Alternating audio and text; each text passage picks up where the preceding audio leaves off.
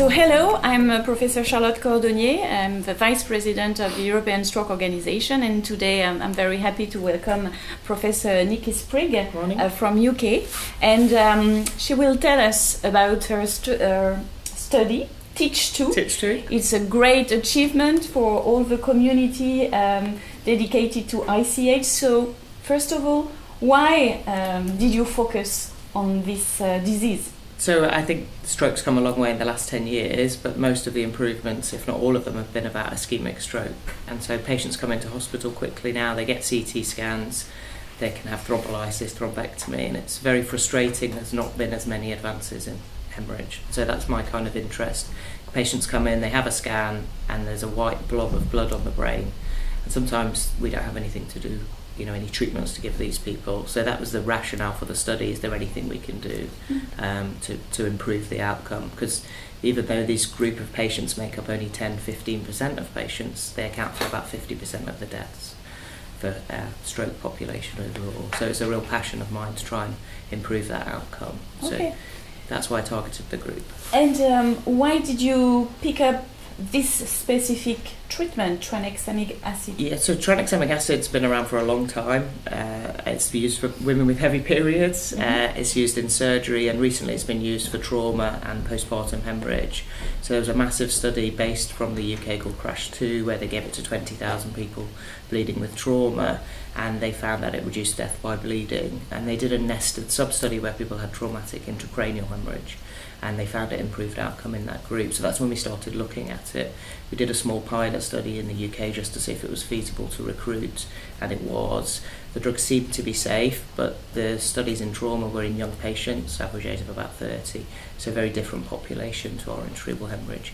So there was some concern, is it going to be safe in this population? So we finished the pilot study and felt we needed to get a much bigger study. So we applied for funding through the NIHR, which is the UK kind of government funding for health service research, and came up with the design. Thought we needed about 2,000 patients. And then we wanted to get the patients in as quickly as possible because we know that bleeding, when it happens, obviously it's an emergency, and the biggest risk is hematoma expansion. And the idea of tranexamic acid is it might reduce the risk of hematoma expansion. So people have looked at drugs like factor 7 in the past to see if that reduces hematoma expansion. And the phase 2 study looked quite promising, but unfortunately the phase 3 study didn't show benefit, and in fact there were adverse events, mostly myocardial infarctions. And the difference between tranexamic acid and factor 7 is factor 7 is a procoagulant, so it actually causes clotting, whereas tranexamic acid is an antifibrinolytic, so it just prevents your body breaking down clots. So the hope was there would be less of a safety profile, but clearly we didn't know that, so we needed to look at that as well. So what did your study show? So we enrolled just over 2,000 participants. The primary outcome was death or dependency, measured by the modified Rankin at 90 days, and there wasn't a significant difference. So the primary outcome did not show a difference between the group. The kind of pre-specified secondary outcomes are things that we wanted to measure to see if there was a kind of biological effect, were early bleeding, early death, and serious adverse events, and all of those were reduced. So in the first week, these people seemed to be doing better. There was less hematoma expansion. The change in volume of blood on the scan was smaller in the tranexamic acid group, and less people died in the first 2 and 7 days. But after that, the groups seemed to come back together. So obviously we need to think why that happened. Is it because the drug doesn't work, which is certainly possible? Intracerebral hemorrhage is very different to traumatic or postpartum hemorrhage. The other possibility is, did we not have enough statistical power? The effect size that we estimated was based on the previous intracranial traumatic studies, and maybe that's not an accurate reflection, and we maybe powered our study for a bigger effect size than we were able to show. The other thing is that maybe there was too much noise. We had quite a heterogeneous population, so a mixture of small hemorrhages that were deep and some very large lobar hemorrhages with a full range of volumes from 1 mil all the way up to over 100 mils. That's probably an important point, Very because important point. It's a great achievement. It's one of the first study dedicated to ICH in such a large sample size. You achieved to randomize people very early on. So you can be really, the whole team can be really proud of this effort. But you're right. I mean, maybe when we were discussing, you mentioned that one size doesn't fit all. Absolutely. And we tend to consider ICH as a whole, but is it just one disease? No, I think it's not. I mean, obviously hypertension drives a lot of the disease, amyloid angiopathy, etc.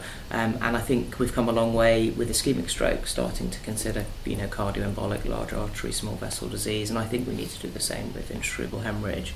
The attraction of having a pragmatic trial was this is a cheap, affordable drug that seemed to be safe, and we don't have any treatment for any of this population, so the idea was to see if we could find something that would fit for everyone.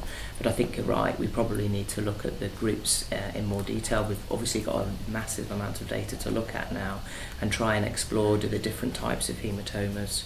I think there were a group of people that had already expanded before they were enrolled in the study. Mm-hmm. The volumes were too large, and therefore a hemostatic agent is never going to help them. Whereas I think there are some other patients that possibly were never going to expand because their hematoma was too small, and so again they don't have the potential to benefit. So if there is a treatment effect, and clearly we don't know that, that's being diluted out by these patients that are never going to benefit. So there's a lot of kind of secondary analysis that we need to do. Okay. I think time is another key factor. So we tried really hard, work with our investigators to get people in as quickly as possible. We took the decision to enrol people up to 8 hours because we know hematoma expansion occurs up to 24 hours. But I think there's emerging data now really that patients need to be enrolled within 3 to 4.5 hours at the very latest.